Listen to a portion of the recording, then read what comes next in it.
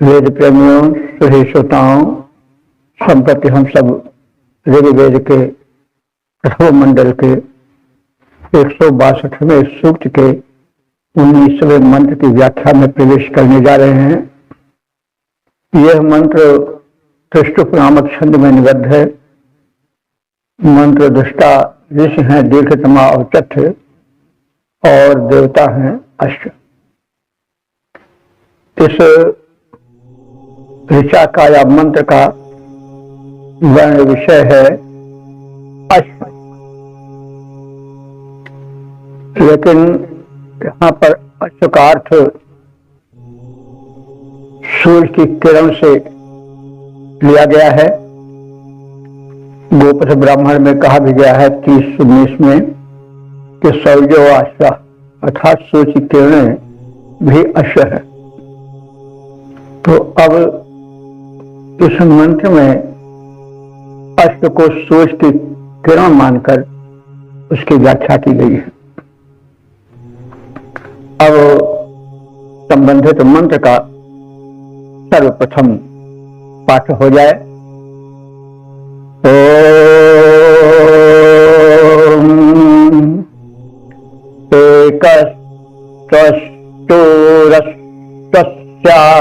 विशस्ता द्वायन्तारा भवतस्तथ ऋतुः याते गात्राणा मृतुथा तृणोमि ताता पिण्डानां प्रजहोम्यग्नौ।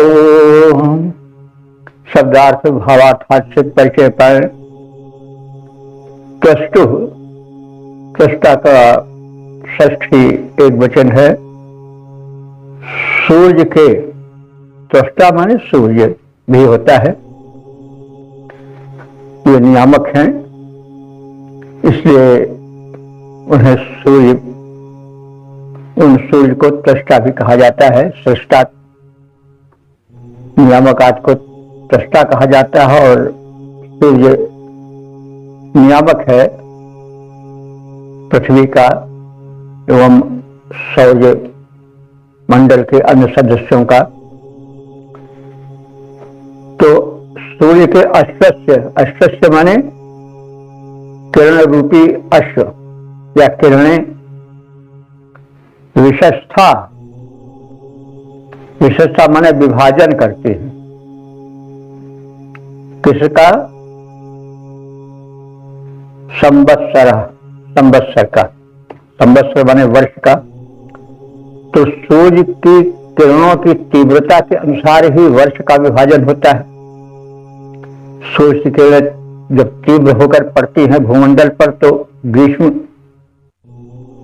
और जब वे तिरछी होकर पड़ती हैं तो ताप कम होता है, वो यह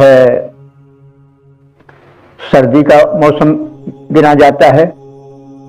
तो इस प्रकार से सूर्य के जो अश्व यानी सूर्य की किरणें हैं वे संवत्सर का विभाजन करती हैं, अर्थात संवत्सर यानी वर्ष उन्हीं के हिसाब से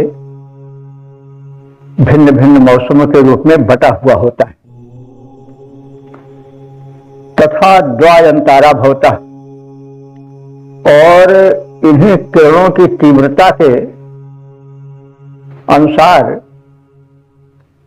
संवत्सर के यानी वर्ष के 2 अयन होते हैं।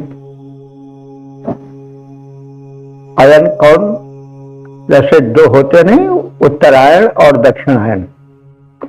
जब सूर्य की किरणों में अधिक तीव्रता होती है और दिन बड़ा होता है तो उस समय सूर्य उत्तरायण होते हैं।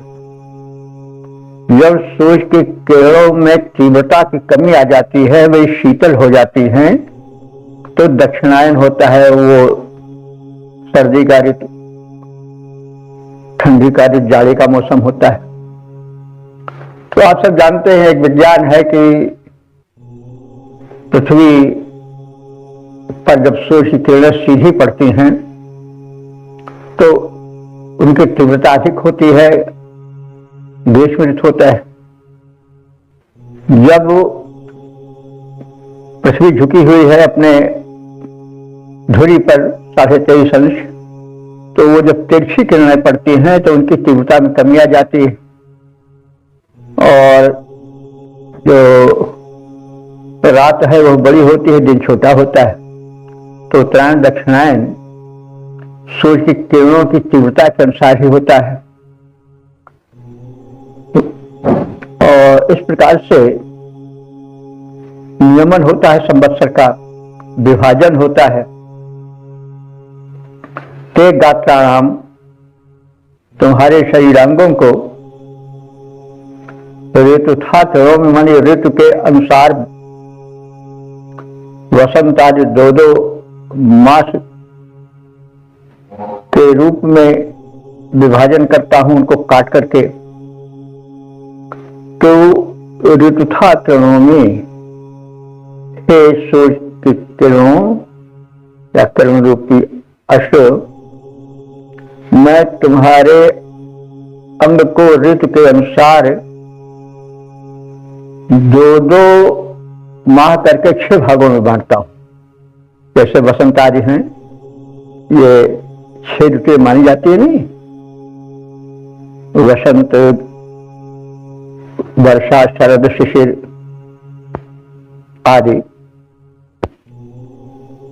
तो इस प्रकार से हे सूर्य की किरणों, तुम्हारे अनुसार संवत्सर के टुकड़े होते हैं 6, 2 महीने के, वसंत, शिशिर, शरद आदि ये सब। तो हे अष्टरूप सूर्य की किरणों, पिंडा नाम, सूर्य के जल पिंड में मैं जुहोमी, मैं हबी रूप में तुमको चाहता हूं, अथवा सूर्य के ज्वलित पिंड को ध्यान करके यज्ञ में हबी रूप में चढ़ाता हूं।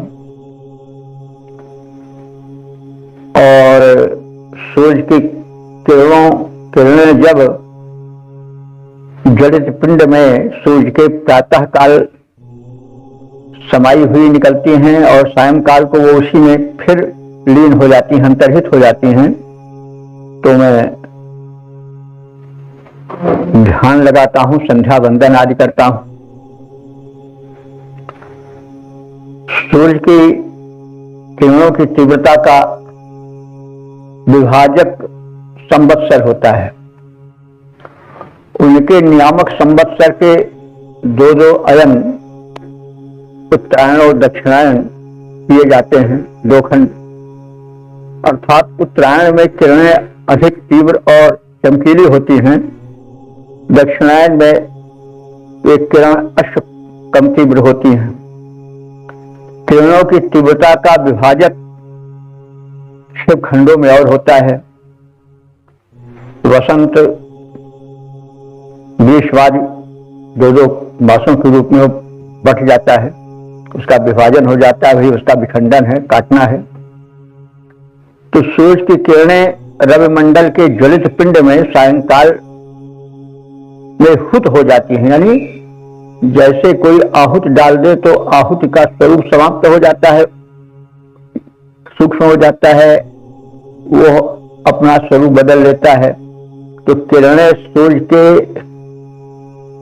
सायंकालीन पिंड में समा जाती हैं, वही मानो उनकी आहुति देना हुआ, वो आहूत हो जाती हैं, हव्य बन जाती हैं और सूर्य मंडल के ज्वलित पिंड में वे समा जाती हैं।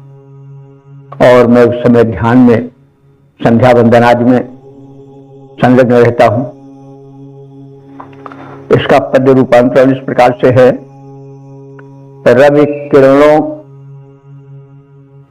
की तीव्रता विभाजन, रवि किरणों का तीव्रता विभाजन संवत्सर करने वाला उत्तर दक्षिण 2 अयनों में, उत्तरायण दक्षिणायन 2 अयनों में उनको विभक्त करने वाला, 2 मासों की सद ऋतुएं ही उनके खंड कहती हैं, वे किरणें संध्या आने पर रवि की आहुति बन जाती हैं। ध्यान लगाता हूं मैं, उपासना बनकर वे आती हैं। तो इस प्रकार से हमने सूर्य की किरणों को अष्ट मानकर उनका अर्थ किया, और जैसा अभी कहा गया है कि सौर्योवाश्व, ये समर्थन शब्दकोश कर भी देते हैं कि सूर्य की किरणें भी अश्व कही जाती हैं। ओम वेद प्रेमियों, सुधी श्रोताओं, संप्रति हम सब ऋग्वेद के प्रथम मंडल के 162वें सूक्त के 20वें मंत्र की व्याख्या में प्रवेश करने जा रहे हैं। यह मंत्र त्रिष्टुप नामक छंद में निबद्ध है। मंत्र दृष्टा दीर्घ और चत्य हैं, देवता अश्व हैं। यहाँ पर अश्व को एक सशक्त राष्ट्र के रूप में चित्रित किया गया है, इसलिए इसका शीर्षक होगा अश्व का राष्ट्र रूप में चित्रण। अब संबंधित मंत्र का प्रथम पाठ हो जाए। ओम माता तपत प्रिय आत्मा प्रियंतम मा सधिति तन्वा आतिष्ठिपत्ते माते गृह्णु रविशस्तातिहाय छिद्रा गात्रारसिना मिथुकः। शब्दार्थ भावार्थ आज से परिचय प्राप्त करें। इस मंत्र में अश्व को राष्ट्र माना गया है। राष्ट्र और राष्ट्रीयता का वेदों में बड़ा ही रम्य चित्रण है। अवसर आने पर हम इसका वर्णन करेंगे। अथर्ववेद में तो 63 मंत्रों का एक सूक्त ही राष्ट्र को समर्पित है। तो ऋषि राष्ट्रवादी थे और चाहते थे कि राष्ट्र सबल रहे, वो खंड खंड न हो सके, आक्रामक अथवा देश के स्वार्थी शासक उसको जाति धर्म क्षेत्रवाद आदि के आधार पर बांट न सके। यह बड़ी कमी है। लोग जाति के आधार पर, वर्ग के आधार पर, धर्म के आधार पर, क्षेत्रीयता के आधार पर राष्ट्र को बांट करके निर्बल कर रहे हैं। आज भी यह दोष है। ऋषि त्रिकालदर्शी होता है, उसने मानव की इस दुर्बलता को, शासकों की इस दुर्बलता को, आक्रमणकारियों के छल कपट को पहचान लिया था। इसलिए मंत्र में उसने पहले ही सावधान कर दिया। और अब वो राष्ट्र रूप अश्व को संबोधित करता हुआ कह रहा है कि हे अश्व, हे राष्ट्र रूपी अश्व, अप्यंतम त्वा, तू अप्यंतम माने तीव्र गति वाला है, प्रगतिशील है। तो ऐसे प्रगतिशील तुझ राष्ट्र को प्रिय, तेरी प्रिय आत्मा को, प्रिय आत्मा, तेरी प्रिय आत्मा को ठेस न पहुंचे। मां तपत, कोई तपा न पावे, कोई दुख न दे पाए। ते तन्वा, राष्ट्र सबल राष्ट्र, ते तन्वा, तेरे शरीर पर स्वधिति मां अतिष्ठपत, कोई आक्रामक शस्त्रों से प्रहार न कर सके। विष्णु माने लालची, लोभी, अति विशेषता, उच्छृंखल, नीच प्रकृति के शासक प्रशासक, अतिहाय तेरे कुशलता को अलग रख करके, उसका ध्यान न करके, उसकी चिंता न करके, मिथु माने व्यर्थ ही असिना अपने तलवार द्वारा यानी अपने शक्ति प्रदर्शन द्वारा, आजकल तो जबान ही ऐसी हो गई है, तलवार की तरह लोग भाषण देते हैं और बांटते हैं, यह हिंदू है, यह मुस्लिम है, यह सिख है, यह ईसाई है, यह सवर्ण है, यह ब्राह्मण है, यह जाट है, यह क्या है, तरह तरह के रूप में राष्ट्र के शरीर को बांटना चाहते हैं और बांट करके अपना स्वार्थ सिद्ध करना चाहते हैं, अपना उदर भरना चाहते हैं। ऋषि सावधान कर रहा है कि हे राष्ट्र, हम प्रार्थना कर रहे हैं उस परम शक्ति से कि तलवार द्वारा तेरा कोई विखंडन न कर सके, चाहे वो आक्रामक शत्रु हो और चाहे भाषण में अपने जिह्वा रूपी तलवार को चलाकर देश को विभाजन करने की चेष्टा करने वाले स्वार्थी नीच प्रकृति को नेता या शासक तेरे विभाजन की भूमिका न बनावे या तेरा विभाजन न कर सके। ते गात प्राणी सिक छिद्रा मां का, तेरे शरीर को हे राष्ट्र, तेरे शरीर को, तेरे अंगों को, तेरे विस्तार को वे छेद न सके अर्थात विखंडित न कर सके। तो एक रूप बनाए है, स्वस्थ बना रहे, तीव्र बना रहे, अश्व बना रहे, शक्तिशाली बना रहे। हे राष्ट्र रूप यश, तू अक्षत और सबल बना रहे, तुझे कोई बांट न सके, खंड खंड न कर सके। तो हे प्रगतिशील राष्ट्र रूपी यश, तुझे प्रगतिशील की प्रिय आत्मा को कोई सता न सके, दुखी न कर सके, कष्टित न कर सके, तेरे शरीर पर कोई शस्त्र प्रहार न कर सके,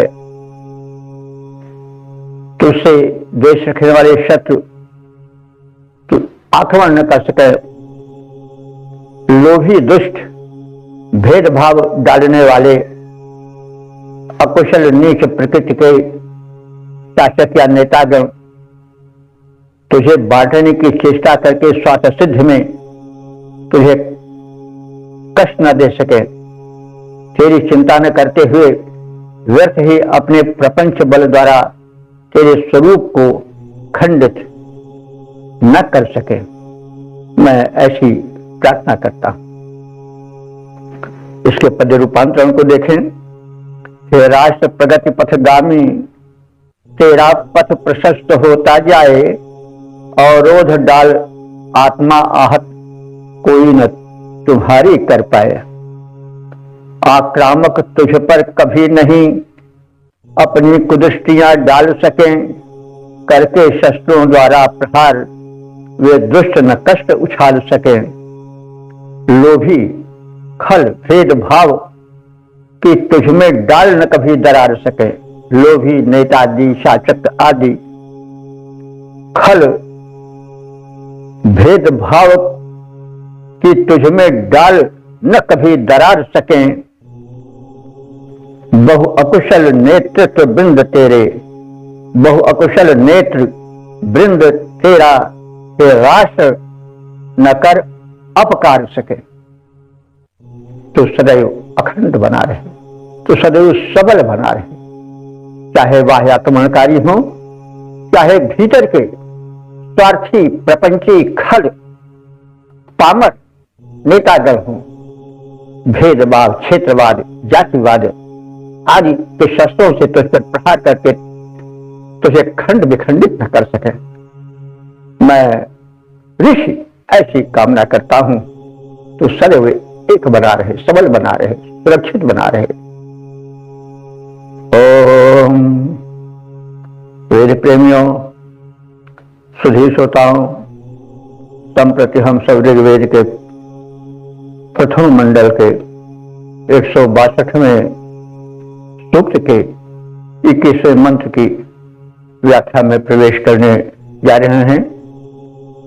यह मंत्र या ऋचा त्रिष्टुप नामक छंद में निबद्ध है। मंत्र दृष्टा है दीर्घतमा औचत है और देवता है अश्व। इस मंत्र में अश्व को बलिदानी वीर के रूप में चित्रित किया गया है।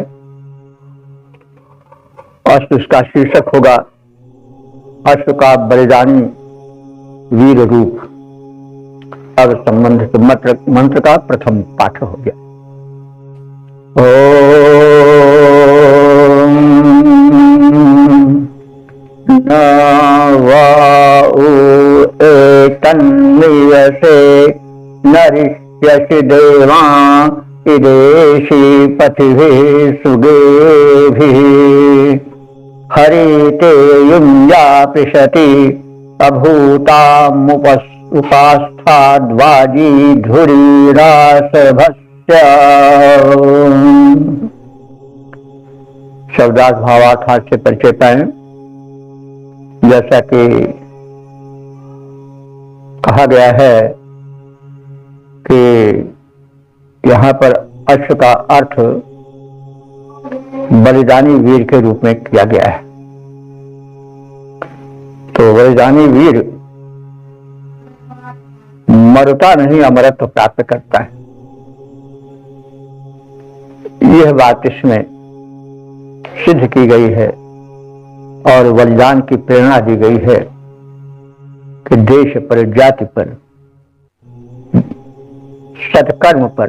जाति का मतलब हुआ कि राष्ट्र एक जाति है, वो क्षुद्र थोड़े अर्थ वाली जाति नहीं।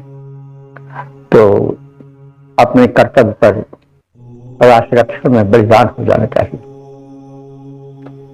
हे बलिदानी वीर, एतत् उ, यह तो सुनिश्चित है कि न मृयसे, तो देश पर, राष्ट्र पर बलिदान करके अपने को न मृयसे, कभी मरोगे नहीं। क्योंकि मरता वही है जो बलिदान से विहीन होता है, और मरा वही नहीं कि जो जिया न आपके लिए। विचार लो कि मरते हो न मृत्यु से डरो कभी, मरो परंतु यो मरो की याद जो करें सभी। हुई नहीं और सुमृत तो वृथा मरे वृथा जिए, मरा वही नहीं कि जो जिया न आपके लिए। तो हे बलिदानी वीर, यह तो सुनिश्चित है कि नम जैसे तुम देश के लिए, कर्तव्य पालन के लिए अपने प्राण को न्यौछावर कर रहे हो। तो हे राष्ट्र के हितैषी बलिदानी वीर, तुम कभी मरोगे नहीं, अमर रहोगे। नरिष्यसि, तुम कभी हिंसित भी नहीं होगे, कभी मारे भी नहीं जा सकोगे, क्योंकि तुम अमर हो जाओगे। बलिदानी वीर कभी मरता नहीं है।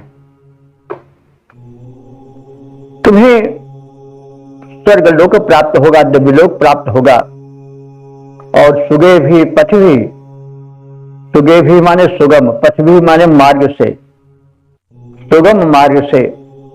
देवान इत तेषि, तुम देवों के पास स्वर्ग में पहुंचोगे।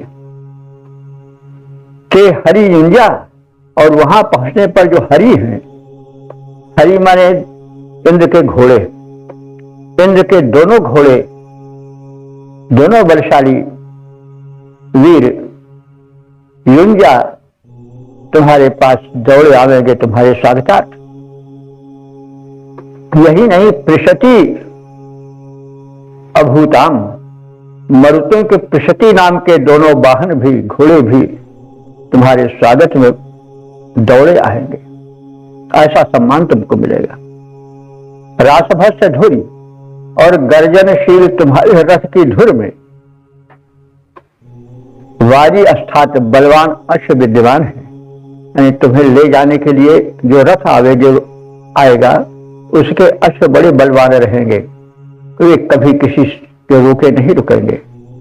और तुम्हारा रथ जो है वो गर्जन करते हुए विजय गर्व से मंडित होकर के आगे बढ़ता जाएगा।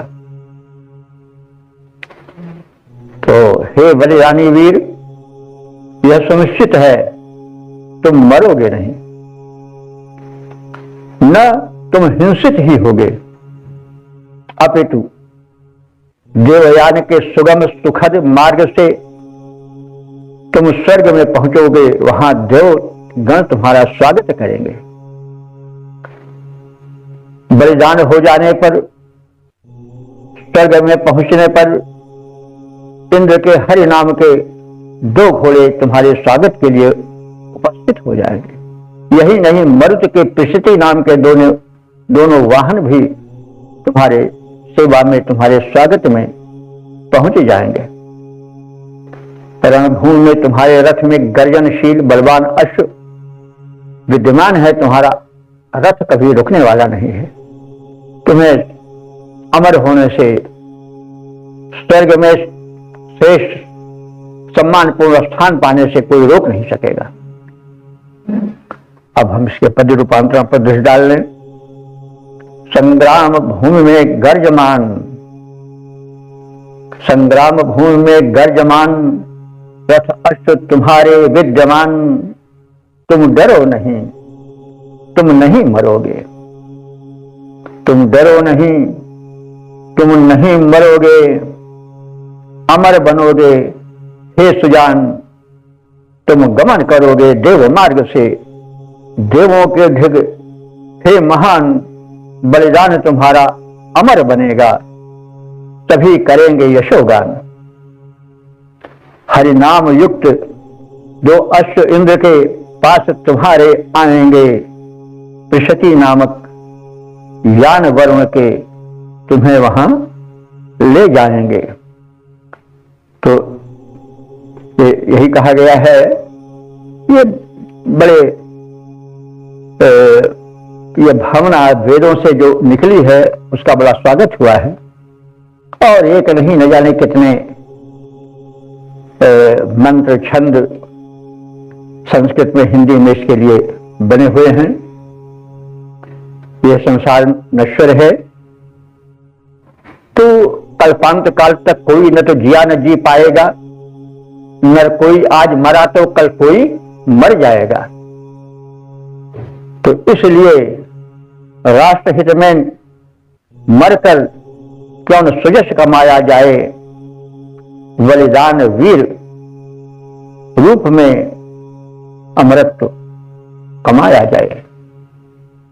तो देश को निज गौरव तथा निज देश का अभिमान है, वो नर नहीं है, पशु निरा है और मृतक समान है, तो जीते हुए ही मरा है। तो इसलिए हे बलिदानी वीर, तुम्हें नमन है, तुम अमर हो, तुम्हारा बहुशः स्वागत है। ओम। वेद प्रेमियों, सुधी श्रोताओं, संप्रति हम सब ऋग्वेद के प्रथम मंडल के 162वें सूक्त के 22वें मंत्र में प्रवेश करने जा रहे हैं। यह मंत्र त्रिष्टुप नामक छंद में निबद्ध है। मंत्र दृष्टार्थ है दीर्घतमा और चठ, देवता है अश्व। और इस ऋचाया मंत्र में यज्ञ ऊर्जा को ही अश्व माना गया है। तो यज्ञ ऊर्जा रूप में अश्व का चित्रण और उससे समृद्धि की याचना इस मंत्र का वर्ण विषय है। और संबंधित मंत्र का सर्वप्रथम पाठ हो जाए। ओम सुगव्यं नो वाजी सव्यं पुंसः पुत्रा उत विश्वापुषं रयिं अनागास्त्वं नो अदितिः कृणोतु क्षत्रं नो वश्यो वनताम् अविष्मान्। शब्दार्थ भावार्थ आदि से परिचय पाएं तो जैसा निवेदन किया गया है इस ऋचाया मंत्र में यज्ञ ऊर्जा को ही अश्व माना गया है। अश्व का अर्थ बलवान होता ही है, तो बल यज्ञ ऊर्जा यज्ञ में अधिक होता है। यज्ञ वह सत्कर्म है, वह प्रयास है, वह उत्तम कर्म है जो व्यक्ति में ऊर्जा भरता है। आत्मिक बल, बौद्धिक बल, शारीरिक बल, ऐश्वर्य धन संपत्ति का बल, जन बल, अनेक जो बल की कोटियां हैं उनसे यज्ञ ऊर्जा शुभ कर्म करने से जो शक्ति मिलती है वो साथ लगी रहती है। व्यक्ति से संबंधित व्यक्तियों के, परिवार के, समाज के, राष्ट्र के सबके संपन्नता का सोपान यज्ञ ऊर्जा है। ऊर्जा अथवा बल अथवा शक्ति के बिना शिव भी शव हो जाता है। कि यज्ञ ऊर्जा की कामना की गई है और यज्ञ ऊर्जा से निवेदन किया गया है, क्योंकि हम जिसका ध्यान करते हैं, जिससे कुछ कहते हैं, वो भले ही प्रत्यक्ष न दिखाई पड़ रही हो लेकिन एक सूक्ष्म शक्ति उससे मिलती अवश्य है। तो एक प्रेरणा मिलती है, अंतः प्रेरणा मिलती है। तो यह इस सूक्त का समापन वाला मंत्र है। इसमें ऋषि चाह रहा है कि यज्ञ ऊर्जा से उसका और उसके परिवार का, उसके राष्ट्र का उद्धार हो, वो शक्तिशाली बने। तो वाजी कहते हैं बलवान को। फिर शक्ति संपन्न यज्ञ ऊर्जा नः पुंसः, हमारे पुरुषों को अर्थात हमारे देशवासियों को, पुत्रान पुत्रों को, उत माने और, सुगव्यम श्रेष्ठ दुग्ध प्रदान करने वाली गायों को, सुअशव्यम माने उत्तम घोड़ों को, विश्वापुंसम रयिम, विश्वा माने संपूर्ण, पुंसम रयिम माने पुंसम माने पोषक, रयि माने ऐश्वर्य, संपूर्ण पोषक धन ऐश्वर्य को प्रदान करो। नह अनागस्त्वम कृणोतु, नह माने हम सबको, यानी हम राष्ट्रवासियों को, अनागह माने पाप रहित, दोष रहित, तुम कृणोतु, हे यज्ञ ऊर्जा तुम कर दो, मैं पाप रहित करो, पवित्र करो। अभिष्मान अश्व, ये पवित्र तेज संपन्न यज्ञ ऊर्जा, नः क्षत्रम वनताम, नः माने हम सबके, क्षत्र माने सैन्य बल को समृद्ध करें। क्षत्र कहते हैं जो क्षत्र से, विनाश से बचावे वो क्षत्र है। तो राष्ट्र के अर्थ में यह जो क्षत्र है वो सैन्य शक्ति ही के लिए अधिक उपयुक्त समझ पड़ रहा है। तो यह है यज्ञ ऊर्जा जो हमारी सैन्य शक्ति है, राष्ट्र की रक्षिका है, वो पुष्ट हो, समृद्ध हो, ऐसी हम याचना आपसे करते हैं। हे बलवान यज्ञ अश्व, हे ऊर्जा रूपी अश्व, हे यज्ञ अश्व, हमारे देशवासियों को, पुत्रों को, श्रेष्ठ दुधार गायों को और उत्तम अश्वों को तथा पोषण सक्षम संपूर्ण धन से संपन्न कर दो, परिपूरित कर दो। हमारे जीवन को निष्पाप बनाओ, पुण्य से परिपूरित कर दो। ये पवित्र तेज, पराक्रम पूर्ण अश्व, ये ऊर्जा हमारे राष्ट्र की सैन्य शक्ति में वृद्धि करे, उसको समृद्ध कर दे। अब हम इसके पद रूपांतरण पर फिर दृष्टि डाल रहे हैं। यह यज्ञ अश्व तेजस्वी, यह यज्ञ ऊर्जा रूपी अश्व तेजस्वी और परम बलवान देशवासियों को करे वैभव विपुल प्रदान, देशवासियों को करे वैभव विपुल प्रदान, वैभव विपुल प्रदान। हमें निष्पाप बनाए, सैन्य शक्ति को यह स्वराष्ट्र की सदा बढ़ाए, सैन्य शक्ति को यह स्वराष्ट्र की सदा बढ़ाए। तो इस प्रकार से हमने इस सूत्र के समापन वाले मंत्र का संक्षिप्त परिचय प्राप्त किया। अब हम संपूर्ण व्याख्यायित मंत्रों की संख्या जाने और इस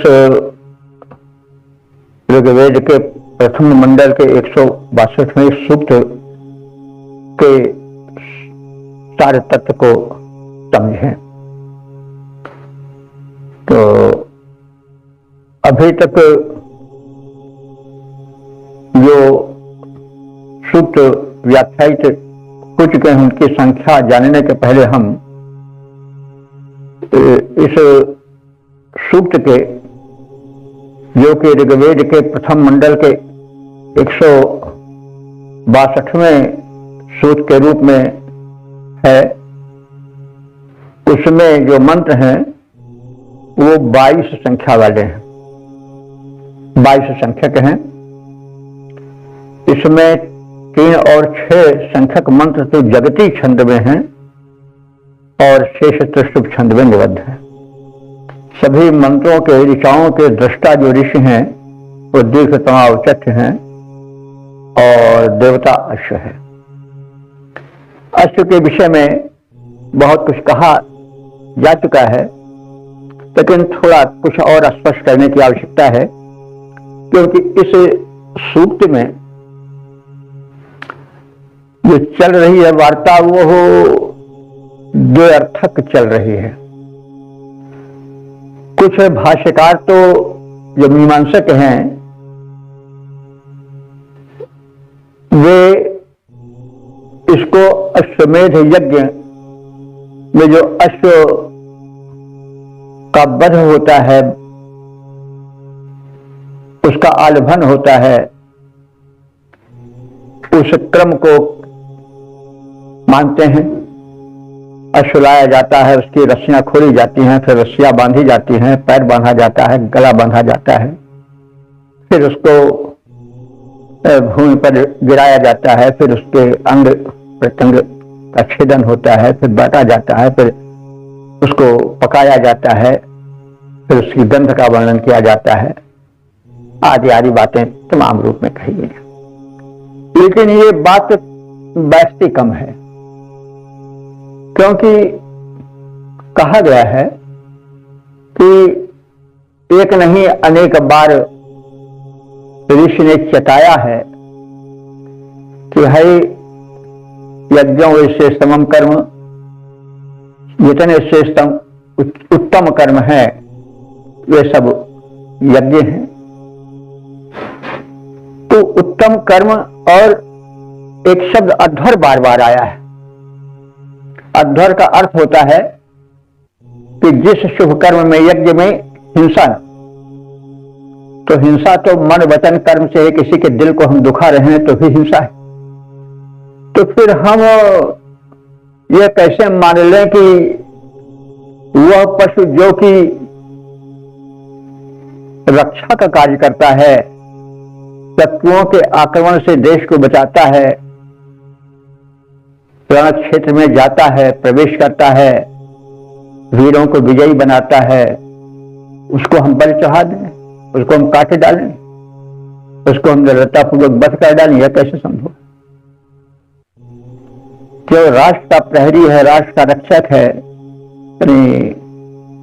प्राचीन काल में जो युद्ध होते थे उसमें अश्व का बड़ा प्रमुख स्थान होता था। वो रथ में भी जोता जाता था, घुड़सवार सैनिक भी उस पर चलते थे, और जो जितना ही कुशल अश्ववार होता था, सवार होता था, वो सिपाही उतना ही अधिक अपना रण कौशल दिखा पाता था। चेतक नाम अश्व के विषय में हम सुने हैं कितना बलि था, राणा प्रताप की विजय में उसका बड़ा हाथ था। तो इस प्रकार से जो अश्व है वो वध किया जाए, बात गले उतरती नहीं। देखिए, ऋग्वेद के विषय में कहा गया है कि पश्य देवस्य काव्यम यो न ममाल न जीर्यति। ये वेद एक काव्य है जो कि न मरता है न बुढ़ा होता है। तो देखिए, काव्य में बातें कई ढंग से कही जाती हैं। कभी कुछ ऐसी बातें कह दी जाती हैं जो समझ में नहीं आती हैं, उसका लोग उल्टा अर्थ लगा लेते हैं। जब हम प्रसंग से परिचित हो जाते हैं तब हम सही अर्थ में प्रवेश करते हैं। जैसे सूरदास ने कूट पद लिखा है, अब उस कूट पद में चक्कर काट जाना पड़ता है, लेकिन अंत में जब हम शब्दों की शक्ति से परिचित होते हैं और कथन शैली के पूर्ण रूप से अभिज्ञ हो जाते हैं तो हमारे समझ में वो पद आ जाता है। जैसे कूट पद है सूरदास जी का, कहत किन परदेसी की बात, मंदिर अरध हरि आवन बज गए, हरिहार कर जात, वेद नखत ग्रह जोड़ी अरध कर सोई बनत जब खात। गोपियां कह रही हैं कि मंदिर अरध हरि आवन कहिगे। मंदिर कहते हैं मकान, घर। उसके मध्य में क्या होता? पाख होता है। घर को संभालने के लिए पुराने जो बनते थे मकान उनके लिए है। आज भी लिंटर वगैरह डाला जाता है तो पिलर लगाए जाते हैं, वो सब बहरहाल। तो मंदिर अरध का अर्थ हुआ पाख। पाख का अर्थ हुआ एक कृष्ण पाख है, एक शुक्ल पाख है, यानी पक्ष। तो पाख 15 दिन का होता था। तो गोपियां कह रही हैं कि कृष्ण तो मंदिर अर्ध माने घर के अर्ध भाग जिसको पाख कहते हैं, जो पक्ष है 15 दिन का होता है, उसमें आने कहे थे हम 15 दिन में चले आएंगे, लेकिन हरि हार टरिया। अब जो है वो हरि हरि कहते हैं। यहाँ पर जो अर्थ निकाला जाएगा वो शेर को कहते हैं। तो शेर का आहार क्या है? मांस। तो गोपियां कह रहे हैं कि हरि हार टरिया, शेर का भोजन मांस, अर्थात मांस चमकता हुआ मांस। एक महीना बीत रहा है। उद्धव से कह रहे हैं गोपियां हमारे प्रियतम कृष्ण कहे थे कि हम 15 दिन में आ जाएंगे, पाठ में आ जाएंगे, लेकिन यह तो मास बीत गया। तो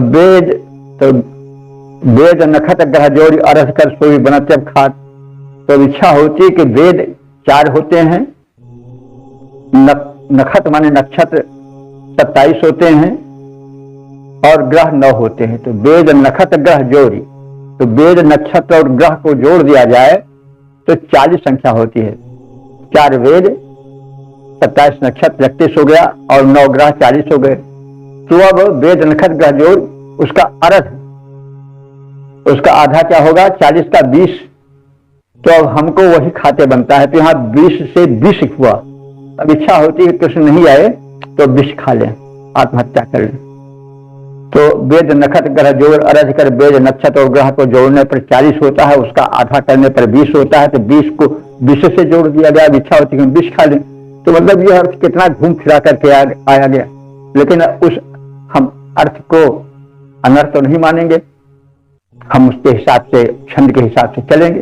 इसी तरह से कबीर ने कहा कि आई गवनवा की सारी उम्मीद बही मोरी बारी, साज समाज प्याले भेजे और कहरवा चारी, बहुना बेदर्दी अचरा पकड़ के जोरत गांठ हमारी, भई सबको हम भारी घर से देते निकारी। तो अब इसमें विवाह का सीधे चित्रण है। आई गवनवा के सारी उम्र अभी मोरी बारी, साज समाज प्याले भेजे और कहरवा चारी, बहुना बेदर्दी अचरा पकड़ के जोरत गांठ हमारी। तो ब्याह तो नहीं है कि कबीर का ब्याह हो रहा हो तो पुरुष थे, और मतलब इस रूप में कि गवनवा के सारी आना है तो स्त्री के लिए होता है। लेकिन अब इसका एक अलग से लक्षण कर दिया गया है कि परमात्मा और आत्मा के मिलन और संसार से जो युक्त, जैसे ये जीवात्मा के लिए यह जो संसार है यह मायका है, और जैसे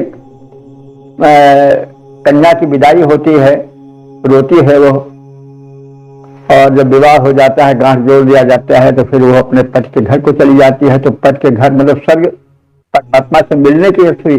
तो परमात्मा का घर या परमात्मा से मिलन ही उसकी ससुराल है, और जो ये संसार है जहां से उसे विदा किया जाता है वो उसका मायका है, नैहर है।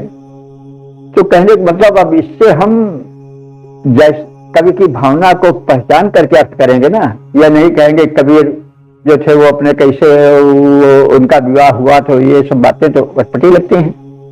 लेकिन बात अटपटी नहीं है, और रूपक रूप में लाक्षणिक रूप में व्यंजित की गई है, तो ऐसे ही यह सब भी है। तो यह एक काव्य की शैली है जो प्रतीकों के माध्यम से और रूपकों के माध्यम से व्यक्त की जाती है। काव्य में सीधा अर्थ नहीं लिया जाता, और बल्कि अभिधा काव्य का जो गुण है उससे अधिक व्यंजना और लक्षणा को महत्व दिया जाता है। लक्षणा व्यंजना को अधिक महत्व दिया जाता है। अभिधा माने सीधे कथन से जो घुमा फिरा करके अर्थ किया जाता है, व्यंजना और लक्षणा से जो अर्थ निकलता है उसमें ज्यादा महत्व होता है। अरे सामान्य भाषा में भी उल्लू कहीं का, गधा कहीं का, तो यह जितना व्यंजक है उतना मूर्ख हो यह तो नहीं उतना भाव व्यक्त कर पाता। जो हृदय का आक्रोश होता है वो मूर्ख कहने से अधिक इस कथन में होता है, गधा, उल्लू का पट्टा। वैसे वीर बहुत बहादुर हो उसको कहने का पीछा शेर है, यह कहने से अधिक भाव व्यंजक होता है। तो ये काव्य शैली है। इसलिए मेरे विचार से, और शायद सभी लोग सहमत होंगे, अश्वमेध से हम बलि राष्ट्र की और बल पूजा की, वीर पूजा की भावना को ग्रहण कर सकते हैं। वीर पूजा हमारे राष्ट्र में और प्राचीन भारत में भी बहुत थी, और विश्व में भी वीर पूजा का प्रचलन था। तो वीरत्व की पूजा होती है। तो अश्व को यहाँ सीधे वो अभिधात्मक अर्थ कि अश्व काटा गया, गिराया गया, मांस निकाली गई, ये नहीं होगा। अगर ये हुआ तभी तो वो मतलब गलत व्याख्या से हुआ। बाद में अच्छी बात मिली, देखी जाती है कि अश्वमेध यज्ञ होता था, और वह अश्वमेध यज्ञ में होते होते यहाँ तक हो गया कि घोड़े को मारा जाता था, उसका अश्वकन्या निकाला जाता था, सूखते थे। लेकिन यह अर्थ का अनर्थ हुआ, और इससे बहुत बड़ी क्षति हुई। जान लो, वेदों की बड़ी हानि हुई इससे, कर्मकांड की अहिंसा प्रकट से। ये बौद्धधारी जो निकले उन्होंने पूरा राष्ट्र चौपट कर दिया। चौपट इस मामले में कर दिया कि बिल्कुल अहिंसक बना दिया, और बाह्य आक्रमण होने लगे। और वेद जो कि इतनी ऊंची वस्तु है, जो ईश्वर साक्षात ईश्वरीय वाणी है, उसको बड़ी हानि पहुंची। वेदाध्ययन समाप्त हो गया। लोगों ने उसी हिंसा को देख करके वेद यही हिंसा है यही समझ बैठे, और बड़ा अनर्थ हुआ। तो इस अर्थ को अनर्थ करने से, इसलिए भाई काव्य का कोई जब अनर्थ करना बड़ा दोष माना गया है। जो भावना को दूषित करता है, उसको गलत व्याख्या करता है, बड़ा दोषी है। तो ये आप सब जानते हैं, अधिक कहने की आवश्यकता नहीं है। तो इस प्रकार से ये जो अश्वमेध है, इसको हम वीर पूजा से जोड़ सकते हैं। और जैसा कहा गया है, कभी कभी राष्ट्र के हित में कहा गया है, कभी वीर पूजा के अर्थ में आया है, बलिदानी वीर के अर्थ में आया है, कभी सूर्य की किरणों में जो व्याप्त ऊर्जा है और जो तीव्रता है किरणों में, उसको अश्व माना गया है। तो आदि आदि जो बातें कही गई हैं, हम उस पर ध्यान दें। और उसका बंधन वगैरह आध्यात्मिक अर्थ में भी लिया गया है, जैसा व्याख्यायित हुआ है कि भाई रस्सी से बांधा गया है, मतलब अब वो रस्सियां कई होती हैं, बंधन कई प्रकार के होते हैं। जैसे बंधन का हम कहते हैं भाई बड़े बंधन में है, जिसका मतलब नहीं उनको कोई जल्दी से जकड़े, माने पारिवारिक बंधन भी हो सकता है, प्रपंच जो संसार का है वो बंधन, वो ही बंधन है। तो यहाँ पर हम लक्षण कर लेंगे, या नहीं कि कोई बंधन जंजीर या कुछ माने। बंधन माने एक मजबूरी, एक रुकावट आदि से भी उसका किया जाता है। तो इस प्रकार से ये है जो अश्वमेध का प्रसंग है, ये बल से, बलिदान से, राष्ट्र रक्षण से अधिक जुड़ा प्रतीत होता है, और इसी का अर्थ हमें देना उचित। अब कहना थोड़ा और समझना ज्यादा, बात सब और अधिक इसको समझें, मनन करें और वेद के सही अर्थ की ओर आप सब, हम सब मिलकर के प्रयत्न करें, ताकि यह दिव्य ग्रंथ अधिक से अधिक प्रकाशित हो सके। उसकी भव्य भावनाओं से हम अपना और राष्ट्र का तथा विश्व का कल्याण करने में सक्षम हो सके। और इस तरह से हम संक्षेप में समझे। अब हम अगले व्याख्याक्रम में 163वें सूत्र में प्रवेश करेंगे।